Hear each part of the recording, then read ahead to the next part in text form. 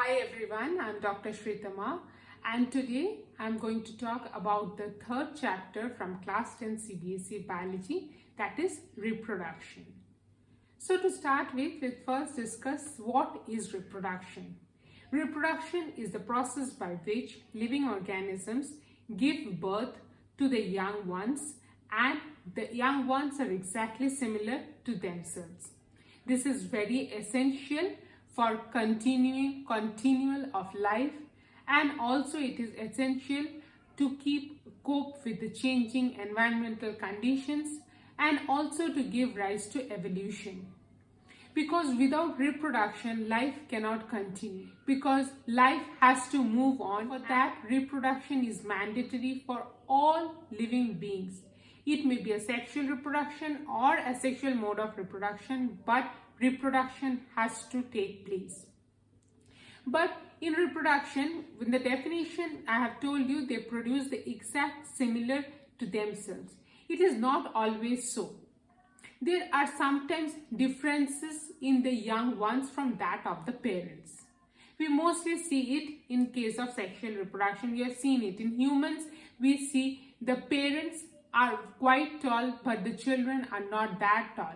They look different. They have different type of hair quality. They might talk differently. They have a different skin tone. Many things might differ. So there is changes or there are variation from the parents to that of the young ones. So we talk about, or we know, or we are going to talk about why does this happen? What is variation and why does this happen? So variation is the differences between the characteristics of an individual, and this is very much necessary to keep on the process of evolution and to develop new species. Now when we move on to the reproduction, or we'll talk about types of reproduction. So basically there are two types of reproduction we can talk about broadly, that is sexual reproduction and asexual reproduction. Asexual reproduction is the reproduction where only one parent is involved. It does not involve two parents, where in sexual reproduction two parents are involved. This, in asexual reproduction, the exact copy of the parent is formed, or the young one is the exact similar copy of the parent, but in sexual reproduction variations do occur. And asexual reproduction takes very fast or is a rapid process, whereas sexual reproduction is quite a slow process. And today we are going to talk detail about asexual reproduction. What are the types of asexual reproduction? That is, we are going to talk about fission, we are going to talk about budding, we are going to talk about regeneration, spore formation, and lastly we are going to talk about vegetative propagation. That is also the natural vegetative propagation and artificial vegetative propagation. And sexual reproduction, I'll be covering it in another class. So now let us move on, let us talk about asexual reproduction. So first let us see what I told just now, that let us see the differences between sexual and asexual reproduction. Sexual reproduction, here asexual, only one parent is involved, and in sexual reproduction two parents are required. The rate of reproduction is quite rapid. Here the rate of reproduction is slow. I told you about that. Offspring is identical to that of the parent, and the offspring shows variation from that of the parents. It takes place in lower organisms like that of amoeba, planarium, fusarium, etc. And it takes place in the higher organisms like that of the animals, then humans, fishes, birds, etc. So this is more about asexual reproduction. This is about where we see the fission, we see the bud formation. Sexual reproduction, where we talk about the two gamete formation and which literally fuse together to form the zygote and give rise to the new one. The first thing, or the first point that we'll talk about the asexual reproduction is fission. Fission, it can be again of two types, binary fission and multiple fission. In binary fission, the nuclei or the genetic material gets divided into two and it forms two daughter cells. Whereas in multiple fission, the genetic material or the nucleus starts dividing, undergoes repeated divisions, and then each of this nucleus is cleaved by a cytoplasm. So each of it forms a daughter cell or a daughter nuclei. And so a multiple number, many number of newborn or daughter cells are raised. Here in binary, 2, in multiple, many. This both happens in amoeba, and even in Plasmodium also multiple fission is seen. Next, it is budding. The budding, here the photo shows that here a small outgrowth comes out. It happens in Hydra. It is also seen in yeast, or examples what I'm talking of is Hydra and yeast. A small outgrowth comes up, so slowly this outgrowth starts developing or starts growing. Once it is grown, it forms a bud type structure, that is the exact replica of the parent, but it is very small in structure. It slowly detaches itself from the parent plant and it grows independently into a new plant. So this is what we do or what we see in budding. So we have discussed about fission and budding. The next we'll talk about is fragmentation. In fragmentation, the body of the organism is broken into several pieces, and this generally happens when the particular organism is under stress condition or sees any unfavorable conditions. It gets broken into different pieces. Now from each of these pieces, the another organism or the exact replica of the organism is given rise to. So if supposedly in this parental planaria, it gets broken into 3 pieces. From those 3 pieces, again 3 new planaria comes up. Even in Spirogyra also, if it gets broken into some pieces, after some days from that particular broken pieces, again new Spirogyra comes up, and that is regenerated. This is takes place in the process of fragmentation. You should remember 1 or 2 points about the process, examples, and that is more important. And then last we'll talk about regeneration. Regeneration is also somewhat like that of fragmentation, but it is very little different from that of fragmentation. In fragmentation, all of the pieces, they grow up or they give rise to new organism. But in regeneration, it is not so. In regeneration, some pieces grow into a new plant or the new organism, exact that of the parent plant, but some pieces don't go. Some of the fragments, they don't grow. Like that, in regeneration, it is more of restoration of the body parts rather than reproduction. It is more of restoration of the body parts rather than that of reproduction. Like regeneration we see in lizards.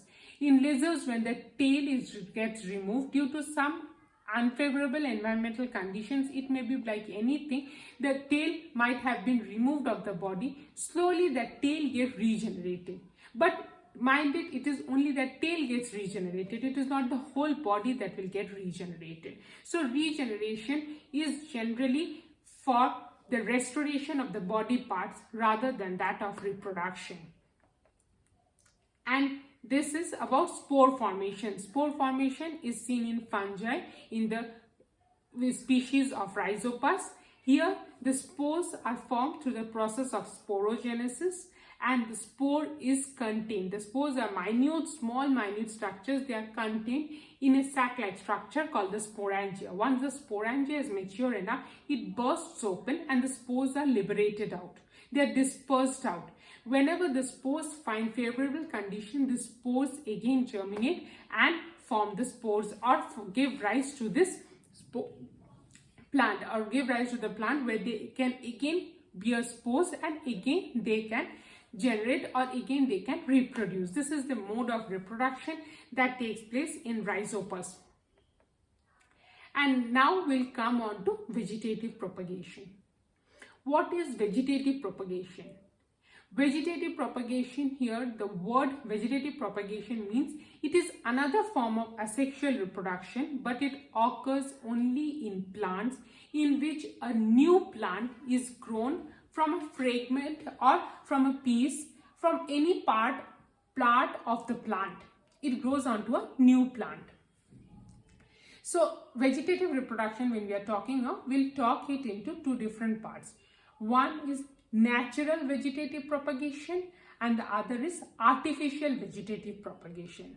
So first we'll talk about the artificial vegetative propagation, because this propagation takes place by the human beings. It is done by the human beings. This also helps in propagation of the plants, but it is artificially done. It is not done by the plants themselves. So the first artificial vegetative propagation that we'll talk about is the stem.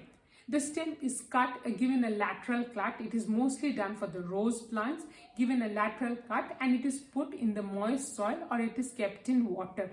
Water means it should be very less quantity of water and more quantity of mud.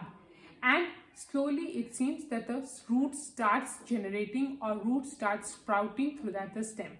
Once it is done, that stem or that particular plant cutting can be put into a pot and it regenerates into a new plant. The next we'll talk about grafting. The grafting is done between two plants. That is, this is the stem of plant A and this is the stem of plant B. Now the stem, or this is the top portion having the leaves, or the leaves are all removed, top portion of plant B. An incision is made and plant B is put in the plant A and it is nicely given a tie. It is tied up nicely. So slowly what happens, root starts developing in this portion and then this itself becomes a separate or a new plant. This is done mostly in case of fruits. Mostly in fruits you will see this has been done. It is done in guava, it is done in mango, it is done in peaches, it is also done in for roses. It gives rise to very good rose plants. So this is done, and this is an artificial mode of vegetative propagation. The next we'll talk of layering. In layering, what happens? In layering, it is done for the climbing roses. It is very commonly done for climbing roses. One of the stem of the plant is made to pull and put into the soil.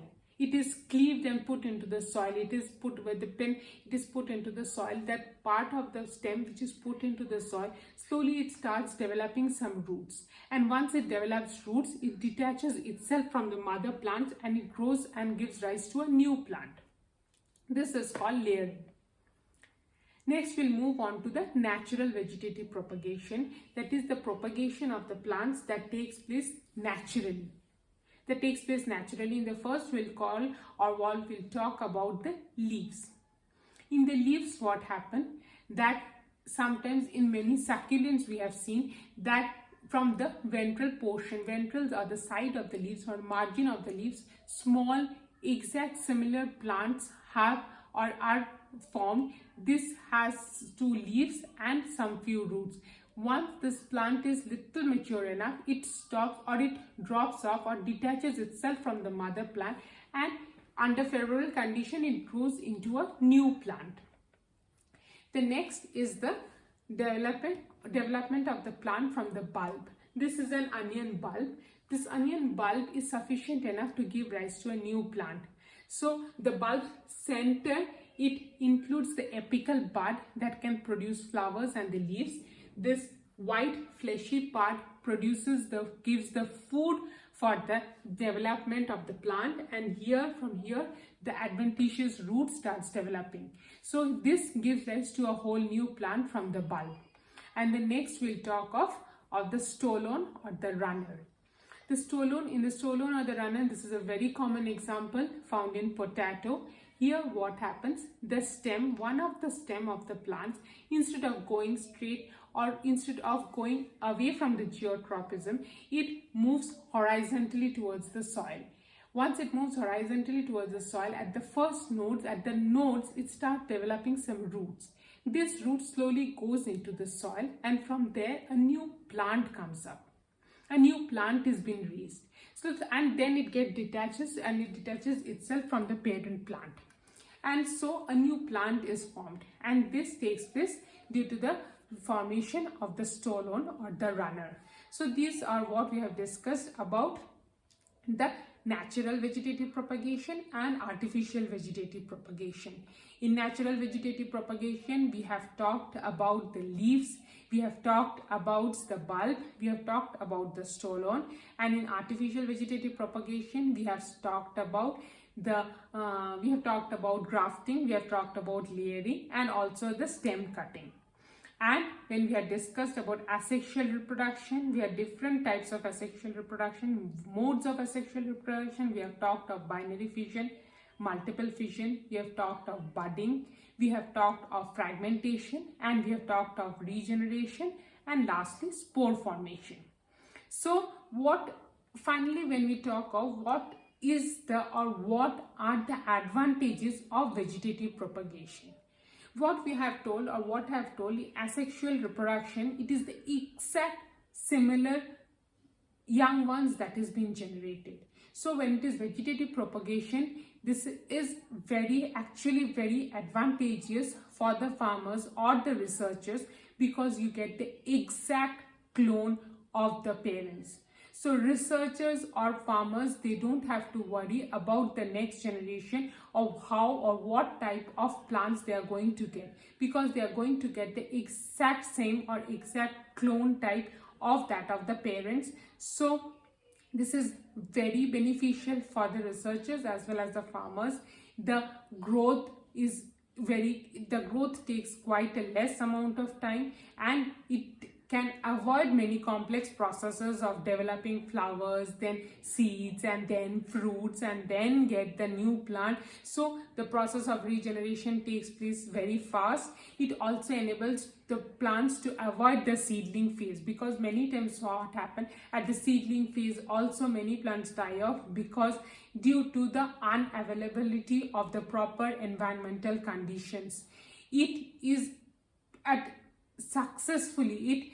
The plant generally mostly reaches maturity, and the success rate increases for the development. It is not that mostly due to the seed, and sometimes what happens, the seeds get or dispersed at some other places where they are not able to grow. But here 90% chances of regeneration or reproduction is there, and commercially a lot of money and time can be saved through the vegetative mode of propagation. This is very, very beneficial for the farmers and the researchers for this mode of propagation, and to maintain the quality and the standard of the vegetables, the fruits, whatever is available in the market. So this is mostly all about, we have talked about asexual reproduction as a whole. We have talked about vegetative propagation as well as asexual reproduction, and the next video I'll be talking about sexual reproduction. And if you have any problem, any doubts in the asexual reproduction part, please put your queries in the comment section. I'll surely come back to you. And if you like my video, please like, share and subscribe to my channel. Thank you.